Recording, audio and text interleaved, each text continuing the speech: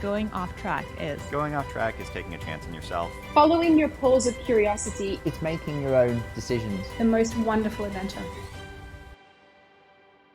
Hey friends, welcome to another adventure with Right Off Track, your favorite entrepreneurial podcast where we dive deep into the transformative minds of purposeful entrepreneurs. I'm your host, Anya Smith, and let me tell you, today's episode is loaded with value that could quite literally change how you do business and see the world. Our special guest has had an epic journey from landing the best deal ever on Dragon's Den, which is UK's version of Shark Tank, to pioneering a path in green finance. We'll get to explore his mindset, how he found his passion in sustainability space, and his tactical advice on how you can better financial decisions that benefit not just your bottom line, but also the planet.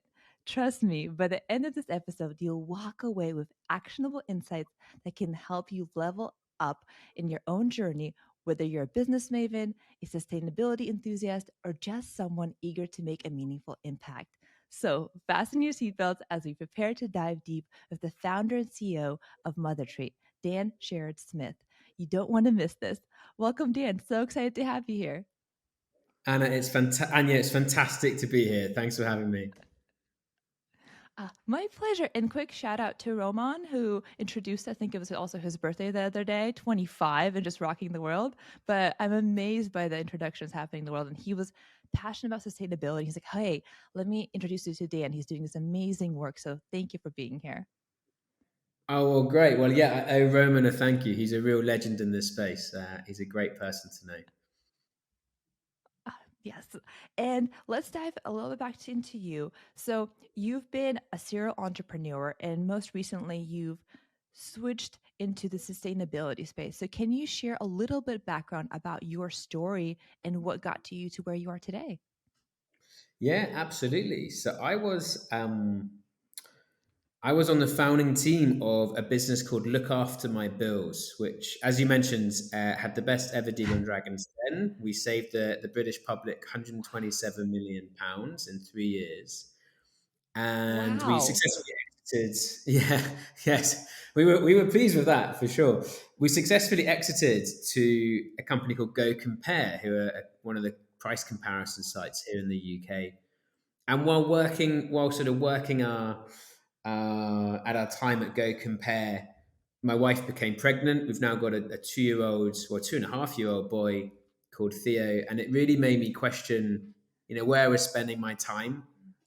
And it sounds a bit cliched, but I sort of have this image at some point Theo's going to ask me, what did I do when I realized the extent of the climate crisis? And I just want to be able to tell him that I did all I could with the skills that I had. And so I left that comfortable job. It had become a comfortable job by then. And I just started researching what has become MotherTreat. So, there's a kind of long story behind that research that we can get into if you want. But ultimately, yeah, that's what led me to leave, look after my bills, and launch MotherTreat. Absolutely. So yeah, let's talk a little bit about the inception of MotherTreat. Like, what problems were you solving, and given your background, and how did the idea go from, again, conception to actualization? Yeah, so at the start, I had no idea where I was going to focus. I just knew it was to do with how can I play my part to address the climate crisis. And so I just started interviewing people and crucially listening, listening to CEOs, CFOs, sustainability professionals, stay-at-home mums and dads, and all sorts of people, just hearing about their own experience of the climate crisis and what they were doing and what they were not doing, what they were struggling with. And my wife, who's very much been on this journey with me, she's an incredible business coach. She came up with the idea of something called the Climate Challenge, which this is about 2 years ago, which back then was basically for me ways to run free focus groups. But for the people involved, and me included, was a way to figure out, how can we live a more sustainable lifestyle? So it was groups of 8 people. We ran 5 of these groups.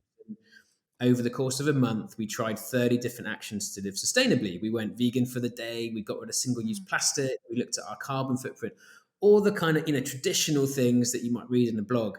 And 2 actions above all else had a real, quite profound impact on a lot of the groups, and me included. The first time I went through the Climate Challenge, I found out where my bank was investing and where my pension was being invested. And it was such a shock. 2% of my pension was going to BP and Shell, 1% was going to British American tobacco, 1% to weapons. These are just things that I'd never choose to invest in, and yet every month some of my cash had been going there. And at the same time, I looked at look after my bills bank account. We were with Lloyds. Lloyds have put £12 billion into oil and gas since 2016. So, well over £1 billion a year. So just by being with that bank, we're kind of endorsing their investment policy. So that's where we spent a lot of our early days at MotherTreat, just figuring out what exactly is going on here and how can we make this pretty opaque world a bit more transparent for businesses and consumers. So about a year and a half ago, we launched what I'm pretty sure remains the UK's first and only money carbon calculator. So like we have a lifestyle carbon calculator that looks at our, how we travel and what we eat. We don't really think about our money in the same way, but it has a really similar impact. So we're able to show, our clients how much carbon their bank is, their sort of £10,000 in a current account, or I guess in the US $10,000 in a checking account would be the equivalent. How much carbon that really is accountable for, and it's based on how the banks are investing. So it looks at the banks' own carbon footprints and their reports, but we also look at where they're lending money. So we build up a much more transparent view. We're basically trying to show you what the banks don't want to tell you. Yeah. And I love so much about this. I love that as an entrepreneur, you had this mindset, let's test it out. Like, I have a hunch that I could be doing more, but I'm not sure where I would go with this. And as a true entrepreneur, like, I'm going to do the test groups in whatever context it was in. But you're actually going to say, what is actually going to make the dent and what's going to have the impact? And it seemed it also played really well with your previous strengths, right? So a lot of times we play on what we have, and it seemed to correlate really well over there. And I'm curious, like, just what kind of impact can changing your financial institution have? So say somebody is doing this carbonation, like they look on paper like, oh, that doesn't seem quite well. But like, what kind of impact has somebody's change had when they looked at this carbon footprint, worked with you, and then made your transition? And then maybe can you give the context from like the CO2 numbers for somebody who's maybe like, oh, that sounds big. But what does that like transfer to, like, so that we can maybe understand better? Well, the difference is huge. So when we work with clients, and for the typical sort of average UK business, they have about 10 employees, and I don't know the stats in the US, but I'd be surprised if it's dramatically different to that, 10 employees. What we do is we work with them to understand what is their money currently doing, both on a savings and returns basis, but also on a carbon emissions basis and on a values basis. And then we figure out, given those three things, are there better options out there? Are there options that match the values? Are there options that reduce the carbon and also, get that business a better interest rate? Once the client's happy with the plan, we then go and do the switching paperwork on their behalf. That's one of the big things we learned at Look After My Bills. Just, like you were saying, it's where can our skills be best deployed that we've already learned. So we do that switch on their behalf, and the impact's huge. So for the average company, 10 employees, we're saving them between £10,000 and £30,000 a year, depending on the cash position. We're also reducing the carbon by about 70 tons per year. And we save about 40 hours of research. It's a full working week. And then one thing I'd say, just to bring that values piece to life, my entry point to this was the climate crisis. But through doing this work, my mind's been really opened to there are additional issues that we can absolutely tackle by making sure the finance is going to the right places. Biodiversity, gender pay gap, poverty, these things are interlinked. We worked with one client who run Facebook ads, brilliant agency called Quick Fox Labs, two female founders, Emma and Amy. Emma and Amy, they recruit out of prisons and foster care. And also, they started their business in their 30s. They never had a female boss in their career. Their whole thing is about equality. And so when we looked at their bank was investing billions in all white male boards, all white male C-suites, and businesses without gender equality policies. And we've shifted that. We've saved them money. We've reduced their carbon. But the big thing for Emma and Amy is now their bank has a genuinely diverse leadership team and it's investing in diverse companies. It just supports that business's mission in a much in a way that's more significant for them than saving money and reducing carbon. I love that value alignment. And when I first heard about this idea, I thought, well, that sounds lovely, but practically speaking, is it really gonna, save me money? Is it gonna be something that I have to invest more and kind of compensate on the moral side? Like I'll feel good, but practically I have to invest more money. But here I'm hearing you say that actually, not all the time, I'm sure, but actually you could save people money and also save them the research. So could you maybe give just like maybe a bigger example? Like if you work with a client on average, like what does that process look like? And kind of what are some actually beneficial savings you have seen from working together? Absolutely. So our process is, we call it the MPS process, which is M for measure, P for prioritize, and S for switch. So first up, we're really measuring where the business currently is for their cash. Lots of businesses keep it just in a current account. They don't even optimize it in terms of moving it to savings accounts, and there's lots of options there. We really take our time to understand what is important to the business in terms of cash availability, as much as business requirements for the bank, and also values in reducing carbon emissions. So that's that measure phase, and that allows us to then prioritize and really look at the full market and see the reality of what's going on. Given the cash setup, and can we optimize that in a little bit more than the business is currently doing, or a lot more for some businesses? And then let's get a view on what does that optimization look like in terms of interest rates and savings rates. And once we're clear on that, we can then go and do the paperwork on the client's behalf. So a lot of it is just about making sure, the business has 3 to 6 months runway available to pay employees to cover those things, but also the rest of that money is stored in the right kind of places to get a decent return, but is also available when they need it. It's kind of those trade-offs, it's those pieces. And then also considering the risk. We do a lot of research on the banks to make sure that they can take on that kind of risk. And we've seen, there is risk here. Banks do go bust. Silicon Valley Bank last year, as an example. But we really, make sure we're working with the banks, we've got contacts in those banks to make sure that that risk part is also managed. I love that. And it sounds like a lot of work. So to me, it sounds like not only are you making a positive impact on the world, but you're also getting some financial advice. I don't know, maybe all the clients already have this kind of top knowledge, but it sounds like they're probably also learning something about their process and getting some tips along the way.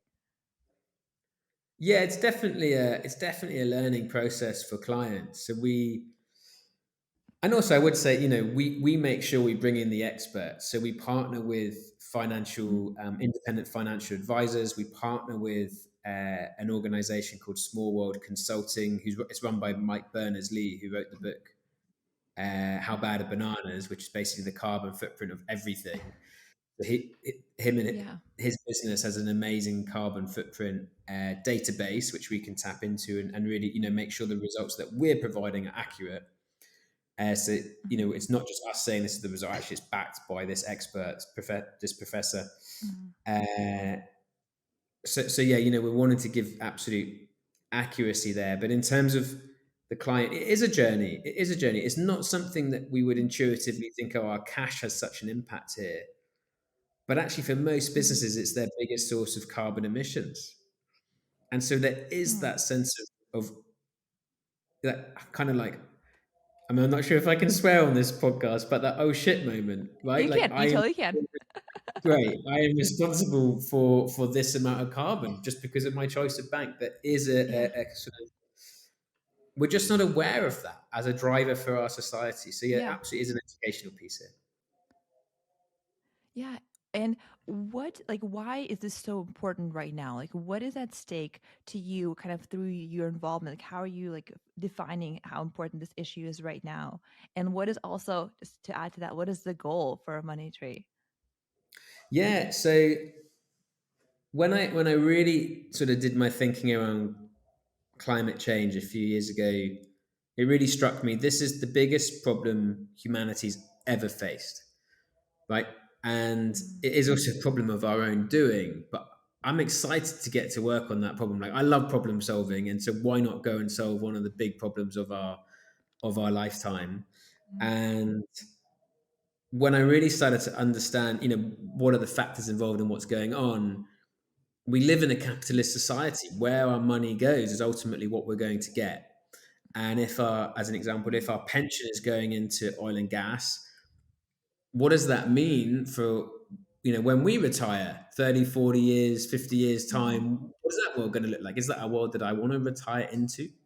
So that was my kind of in. And actually, for me, the really big thing here is, can we get our finances moving to places that create genuine, healthy, vibrant communities, and a healthy, vibrant planet? Like, that is an exciting thing to get to work on. So that's kind of the big mission of MotherTreat. Our goal is to switch £1 billion into the green economy by 2025. And I forgot the final part of your question, but I think, you asked about mission That and was big. it. That was it. Okay. That was exactly it. You know what's funny? It sounds in a way to me like, yes, it takes the research, and there's great services like yours to help make it easier. But in a way, it sounds a bit more doable than always trying to, like, worry about what you eat every day and like every product that you use every day. We want to make an impact in every part of our life, but it sounds like actually the finances in a way could be an easier and more impactful way to make that difference. Yeah, that is exactly it. And you're right. We have to make the changes at each level. But actually, switching banks, once you've done it and it's working, for you and the business, it's done. It's kind of not a box you have to open again. What I would say is, we've talked to a lot of clients who are like, yeah, I'm going to switch on my own. And then we check in 6 months and they haven't done it because it just doesn't get that high on the to-do list, right? There's other more pressing stuff. We have lives, kids to look after, a semblance of social life to keep. There's other things going on. Uh, but what we also do is then we make sure, we're also able to unlock additional interest rate. So we do the switch, but we also, we make sure we're getting the right position on that. So, but yeah, you're absolutely right. Once it's done, it's kind of, it's great, and it's just delivering for the business's values and on interest rate as well. Mm. And I'm curious, so for people who may be listening to this, like, I wonder what I could be doing better. And if in fact my finances are a huge way I can influence carbon emissions, how can I make a better impact? Whether it's, go through this tool and check where I'm at. But are there other ways people can kind of help go through this process, whether it's partner with you or maybe on their own too? Yeah, so absolutely. So I would, first thing I would say is figure out what's going on with your money. And a shameless plug, have a look at mymothertree.com for that. But there are other sites that won't go into the same detail that I've seen, but will give you a high level picture. So, bank.green will give you a kind of high level picture. Is a bank kind of good or bad? It won't tell you exactly what's going on with your cash, but it is a good start. So yeah, just start to sort of look into what's really going on here. And if you're not happy with that result, switch. Right? There are banks out there that are genuinely delivering for this. In the US, I've heard of Amalgamated Bank are doing great things, and there are others. It's just worth doing that little bit of research to make sure, at the very least, your money isn't supporting sort of, what I would term sort of bad actions, investments in oil and gas, or weapons, or factory farming, but instead is supporting a society you actually want to be in, and you want to enjoy. Like, and I'm also curious, how are you showing up to this work? Has it changed at all in your entrepreneurial venture? Like how you showed up to previous opportunities that you were exploring to this one? Has the cause changed your work ethic or how you show up? Absolutely, absolutely. So, gosh, I don't know how many startups I've done so far. It's kind of litany of things, but I launched a social business in my sort of late 20s called Good Company, which became a charity, and we were connecting volunteers with the elderly. So our sort of big question was loneliness, and I realized pretty quickly on that it wasn't an area that really got me fired up. And we sort of struggled for about 12 to 18 months trying to make that work, and it didn't work. It failed, and there's loads of amazing lessons from that. And it's kind of, I do think we learn the best lessons from the things that fail. And then look after my bills. I played a slightly different role. So I was basically at the start. I built the whole thing, but I was responsible for product, for tech, for customer service, for operations, for partnerships, but not the marketing side. Basically everything else. And so for MotherTree, yeah, it really does change because I know this is the cause that I'm in for the long run. My motivations are, I've already talked about Theo. I also grew up in Swansea on near a beautiful beach, and I know if without dramatic change we're going to lose that beach, and I've known that from the age of 12. So that's kind of been with me as a feeling, as a thought.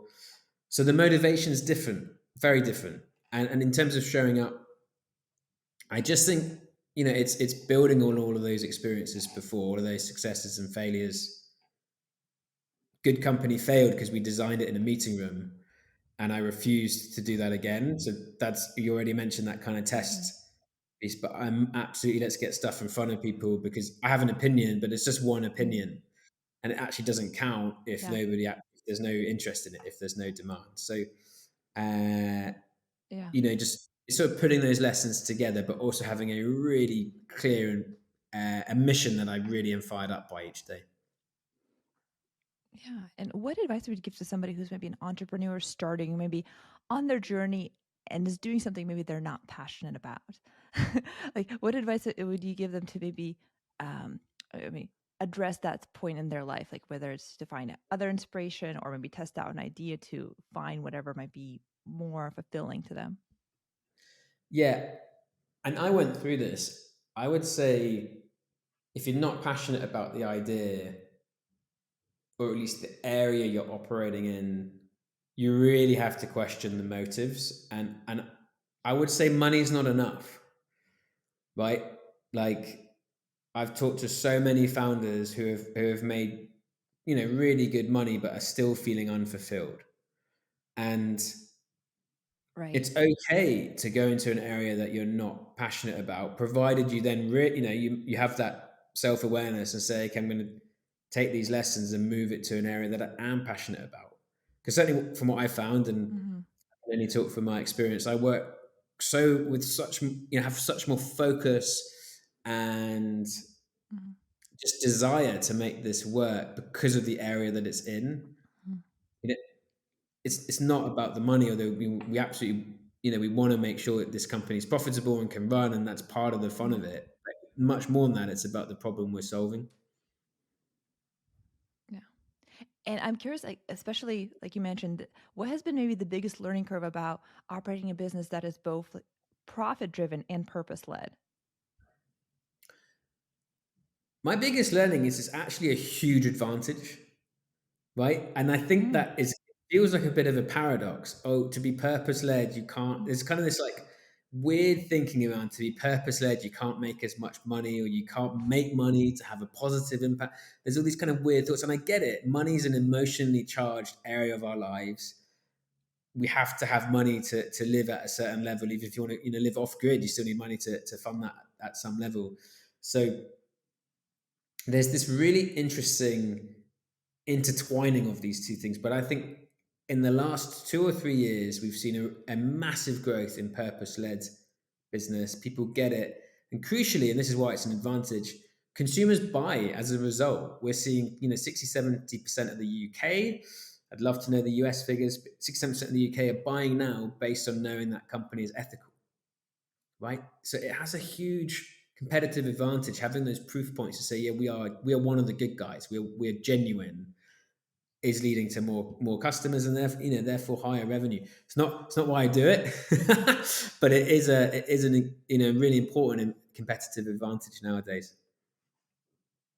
And I think you quoted somewhere that about 15% of CEOs are championing sustainability. What do you think is holding the other 85% back? Yeah, I think there's a mixture of uncertainty. So the political landscape is uncertain on what if my company moves but my competitor doesn't, it's going to cost me more money, and I don't have to do it because there's no regulation in place. So why should I do it and not not my competitor. So there's this kind of like, uncertainty competition piece. I think there's a lack of knowledge here. It's really interesting when I talk to CEOs and then we talk about the impact of their bank. There's just a lack of awareness of what they can do. And then understandably, there's a real focus on I just need to make sure this business runs, right? It's like, how do I make sure we can get leads and customers and revenue and ultimately profit? And it feels like a distraction to be sustainability minded, but I would argue that it's now, as I said just a minute ago, it's now a competitive advantage. We're seeing the companies that are genuinely sustainable start to outcompete those that refuse to change, and that is just such an exciting time to be in business as a result of that. And I notice just in my entrepreneurial journey, I talk to a lot of people, and the whole topic of sustainability keeps coming up. Like entrepreneurs, a lot of people actually who've made money are going pro bono or trying to be involved in these sustainability efforts. Again, not because they necessarily are in it for the money, but because they want to do good in the world. So, what has your experience been like in the sustainability community?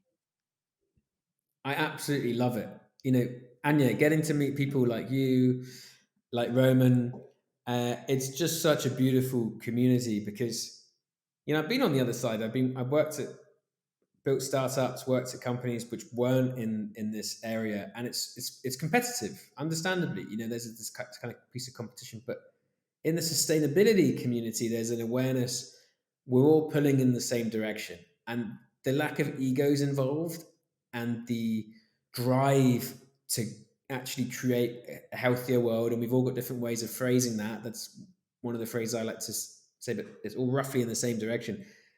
It's just so beautiful to get to work with those kind of people, right? There's like no egos, there's absolute mission driven, and it's for something that's bigger and more inspiring than just ourselves, right? It's creating a better planet for those that come. And I absolutely love this community. It's one of my favorite things of getting to do MotherTreat is meeting people in the sustainability community.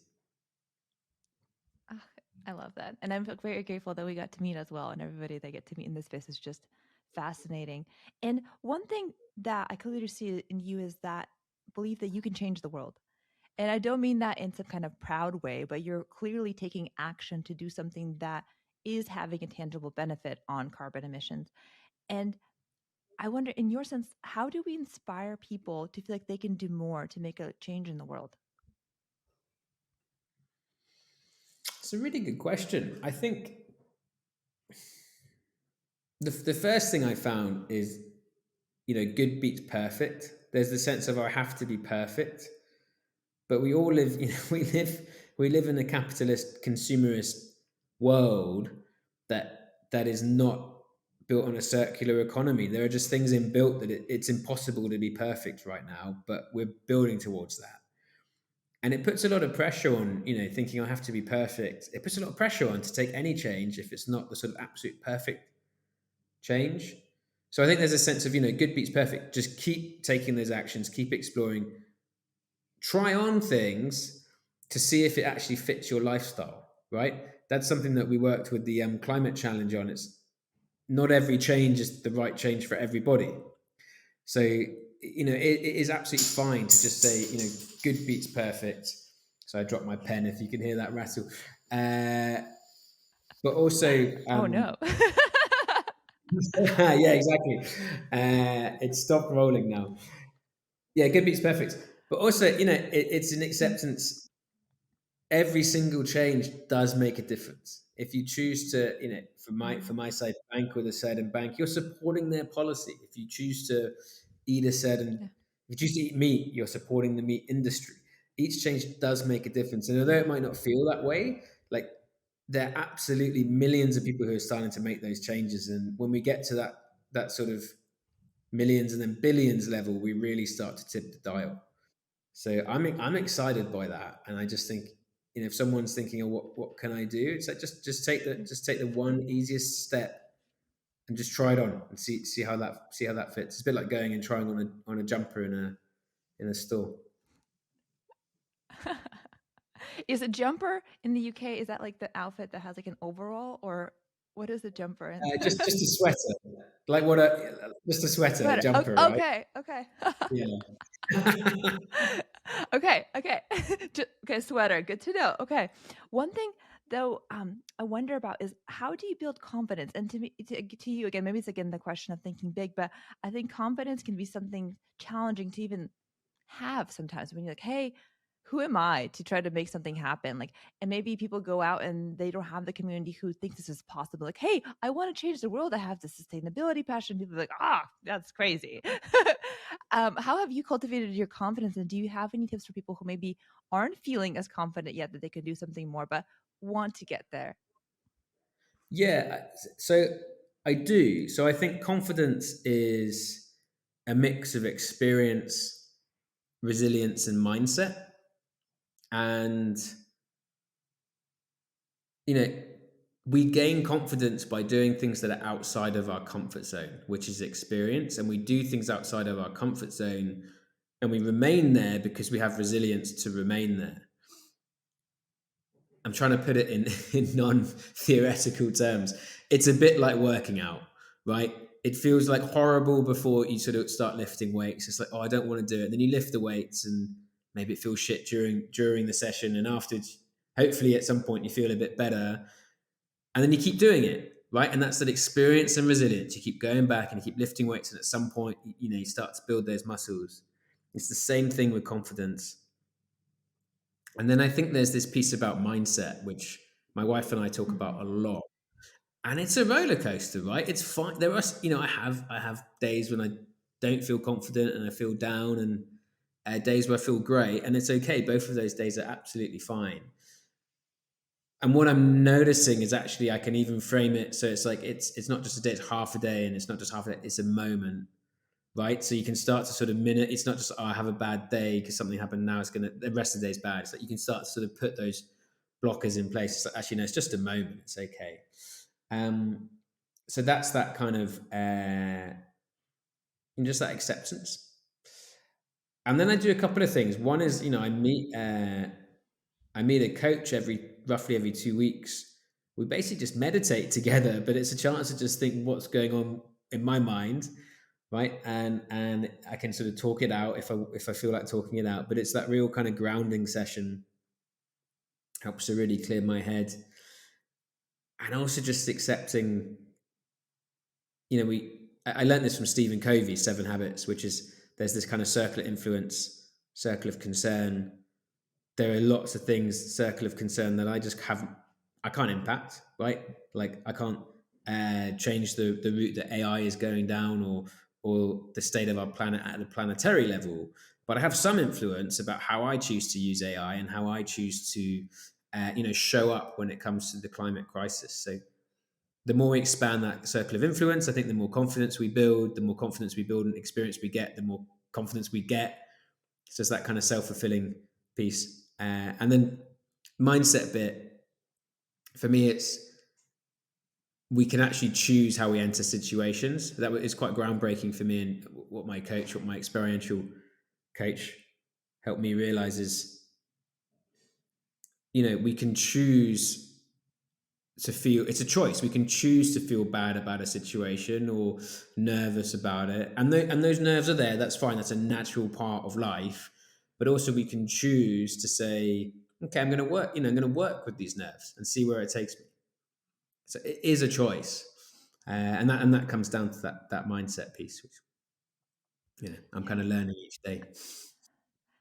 I think it was the book, The Subtle Art of Not Giving Enough a Fuck, that I read, and it talks about, and you have to take responsibility for your reaction to things, right? And it can be challenging at first to have that reality, because if you put blame on people, it feels that, oh, they are doing this to me, da da da da da. It may feel easier, but when you realize that actually you have the power to choose how you react, and not to say that all the emotions you have are something that you can always control, right? We can honor those, but when you realize like your reaction is something you can still, on the large, control, even if it's honoring those emotions, working through them, choosing like how you want to move on to them, that is also very powerful. It's not easy, to your point, but it's powerful to say, hey, yes, I'm maybe not showing up the way I want, and this is an uncomfortable feeling. What now? Because I can make that choice. Even if somebody else is not showing up the way I want to, I have the choice to respond, to not respond, to walk away, to whatever that is. I think that is very powerful. And on the point of confidence, again, this is a very new journey to me, as you know. And what I found is that having like you just having the doubt and acting through it, like having one possible, like, well, what's next, how I'm improving, keeps the doubt at bay. Because when you're acting and trying to get better, right, you have just like, I'm gonna just research three other amazing podcasts and see how they're doing and emulate what they're doing to get a little bit, like, that gives me confidence, because I'm not trying to climb a mountain like all the way up immediately, but I'm just finding that one next step. And even if I feel doubt, I work through it to just make that one tangible next leap forward. Yeah, it's a really great way to put And it. I think that kind of next step makes a big difference. One of my sort of mentors says, lots of founders, entrepreneurs try and sort of reach the stars straight away, but you can only do that by building mm-hmm, each stair, right? And it's like just mm-hmm, focus on building the next stair as best as it can be built. mm-hmm, And it just really helped me. And when you mention next step, it's that kind of thing. It's like you don't know ultimately where that staircase is going to lead, but as long as you focus on each stair, you'll get somewhere really mm-hmm, interesting. And yeah, mm-hmm. that's sort of stayed with Yeah. me. So I really hear you on that next step piece. And I'm curious, since you brought it up, do you think there's something unique that you've observed about entrepreneurs? And can people who, can anybody become an entrepreneur, or is it something that you think is just like unique to a mindset or something that somebody has to find within themselves? My short answer is anybody can become an entrepreneur because I am proof of that. Uh, I Mm-hmm, do think there's a kind of very small minority of exceptional entrepreneurs, Steve Jobs, that kind of mm-hmm, category, who perhaps is something from within them. But for the rest of us, for us sort of humans, I think it's possible. I am living proof of yeah. that. I was not an entrepreneurial child or teenager. Mm-hmm, I My first jobs were classic in business, small cog in a mm-hmm, big machine, and through my 20s started to wake up to this sort of fun game of entrepreneurship. And just I think a big book for me that's really defined is Seven Habits of Highly Effective People, which really helped me understand, well, what kind of life do I actually want to be leading. And I wasn't enjoying sort of that 9 to 5 office life, small cog yeah. type of life. So I just started thinking, what, Mm-hmm, what else could there be? And so, mm-hmm, I'm absolutely living proof that you're not born into entrepreneurship. It's just this mm-hmm. wonderful thing that we get to do, which ultimately about solving problems and listening to people and seeing if we can add value to their lives. And Dan, what were some of the biggest learnings? So again, a lot of times in social media, we look at the positives, like, oh, I've done something really good, and now I have this company, and everything seems great. But we oftentimes hide, for whatever reason. Like I do too, like the things that don't feel as glamorous. Like yesterday, I made my first $9 as a podcast. Which I was really excited about, more than zero. And I was like, well, should I share that with anybody? And now I am, because that's the reality. Like we choose to not share the little things because it seems insignificant, or we're like, oh, well, that's nothing. But I think it's worth sharing the struggles and also the little things along the way, because those matter too. So what were maybe some learnings, challenges, maybe little victories that kept you going as you started this entrepreneurial journey? Well, firstly, congratulations. That's an amazing milestone to hit, getting money into the podcast. Awesome. Um, my biggest lessons have come through the things that have failed.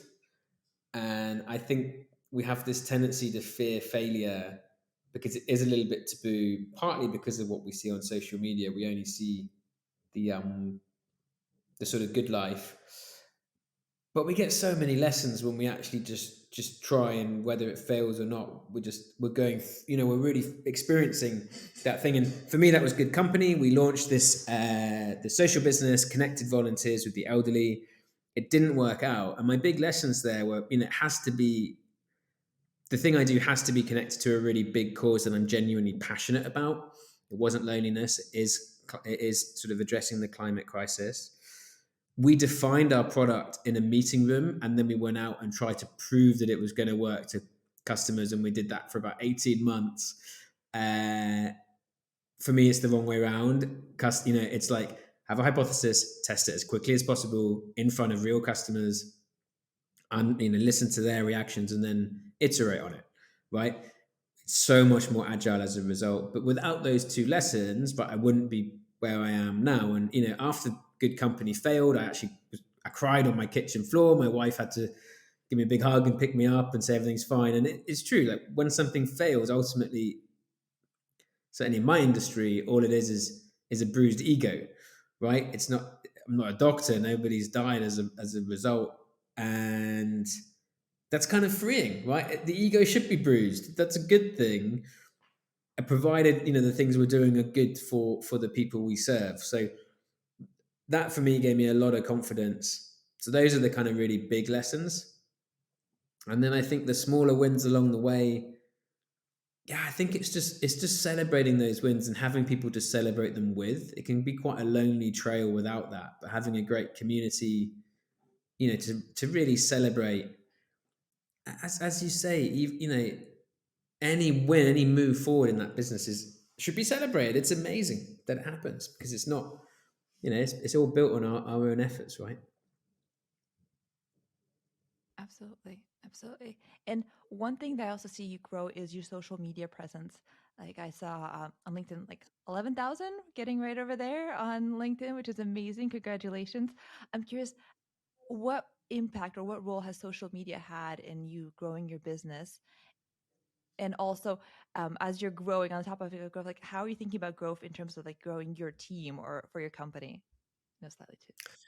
Yeah. So there's quite a lot in this question. So if I ramble, interrupt, and if I don't answer the growing the team one, please do ask it again. So on LinkedIn, LinkedIn's been amazing for MotherTreat. I was not a fan of social media before I started MotherTreat. I'm actually deleted Facebook for many years, but LinkedIn's been really amazing. So yeah, I had 500 followers or thereabouts about a year ago. I've put a lot of time and sort of focus on LinkedIn, and it's just the best way to find a vibrant community. I met Roman through that. He introduced me to you as an example. And the more it's kind of like compound, right? The more you do it, the bigger it gets. The more offers I'm able to get, for podcasts, for events, just to get the message out there about MotherTreat. And also, that's our main route to finding clients. It's where I talk about MotherTreat the most, and it's free advertising. I write come up with the ideas, and we get the content going, and it's just this amazing platform for growing a business. And the other thing I love about LinkedIn is, to put genuine content out there, not using AI, and we don't use things like ChatGPT. To put genuine content out there, you have to really research it. So it's a great way to learn. Is like, oh, okay, well, if I'm going to put this out into the world, then I really need to know what I'm saying. And I've got that wrong at times. When I put something out there that I haven't really known, I've been rightly questioned on it, and that's a good thing. That's another bruised ego thing, and that makes us better in the long run. So I love LinkedIn for that. How have I grown it? So post every single day, certainly every single weekday, interact with lots of people. Are the main two ways. And just knowing when to post is a good thing. So in England, that's kind of 9 to 11, Tuesdays, Wednesdays, Fridays, just looking at the data to really understand, okay, these are the things that work. And then the most magnificent thing about LinkedIn is the posts that have done the best for me are the ones that where I've genuinely just supported, bigged up someone without any other, I didn't even know them before. I just thought what they're doing is so amazing. So, we did a post about Laura Clark, who's the CEO of Client Earth, who take governments to court about their failure to address the climate crisis. Amazing work. Did this post and it went kind of, went kind of viral, had lots of engagement. I love that. I had no, obviously a small reason I do it is to get followers, of course. So I want to build that base. But more than that, it's like it's being able to celebrate people doing these amazing things. So I love LinkedIn for that. But the fact that that content really flies is amazing. So you can just get the word out about brilliant people. So that's LinkedIn, and then the team. So we're a team of 3. Actually, we're a team of 4. We had someone join today. Very exciting. So we're now a team of 4. How do we grow that? So I'm pretty ruthless on the data. Like, we look at the finances every month. My aim is to make this business profitable before we really start expanding. So we really question every single employment decision from a financial perspective. But crucially, then it's about the people. I want to work with people that I love working with. It's who we spend most of our day, certainly working days with. So we spend a lot of time figuring out what is that for that specific role. And we're remote. So I'm based in Bratislava. My co-founder is in London. One of our teams in Costa Rica. So we're kind of all over the world, and it just means it's like you have to invest quite a lot of time to get to those people.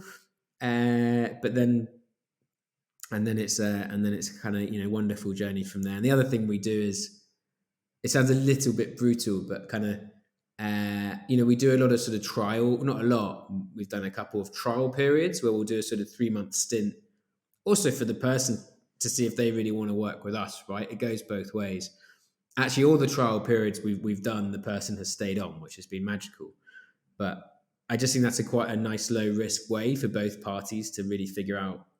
We've both said the right things at the start, but does that really translate to? Is it the right thing when we start working together? It's a bit like dating, isn't it? Talk a good game at the start, but we date for 3 months, and then if it doesn't work, we just say bye. yeah, exactly. I love it. And one last thing. So we've done this amazing work. We're growing the team. We're growing social media. What is next for MoneyTree? And again, how is it expanding maybe globally? So if somebody's listening to other parts of the world outside of the UK, can they still use it? Yeah, so we do work globally. We've reviewed banks all over the world: America, Canada, Denmark, Germany. So although we talk a lot about the UK, and that's where we started, and the majority of our clients are UK, we are sort of operating globally. So yeah, if you're interested in that kind of thing, do get in touch. What's next for MotherTreat? So we're very, very focused on finance. We want to continue on that side. We can go very deep in terms of banks, pensions, investments, insurance, those kind of things. So for me, it's making sure that we continue to get the appropriate level of data on those things to give our clients real transparency.